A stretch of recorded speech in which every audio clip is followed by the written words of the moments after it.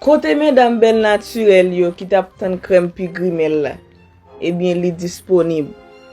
Crème ça, ne pas faire en pile parler de lui parce que c'est une crème qui déjà montré qui s'allie déjà.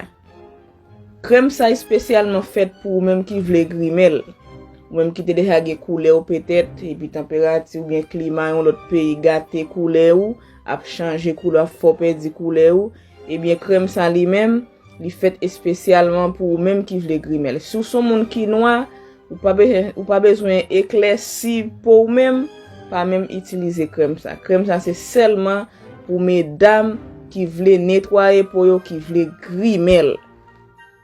Dans kit crème ça, dans gamme crème ça, wap jwenn belle naturelle crème pour corps pi grimel, wap jwenn savon pi grimel qui fait pour ni corps et visage, wap jwenn yon goutte qui c'est un sérum pour visage pi grimel, wap jwenn yon l'huile pour corps pi grimel et wap jwenn yon crème visage pi grimel. Songez nous dire c'est seulement pour mesdames qui besoin grimel yo, mesdames qui besoin nettoyer, qui besoin retirer mak petit qui gen lota soupe qui gen bouton, qui gen acné, c'est pour seulement moun sa yo crème ça li recommandé. Crème pi grimel là déjà la tan nous, toujours belle, toujours naturelle. Ciao ciao.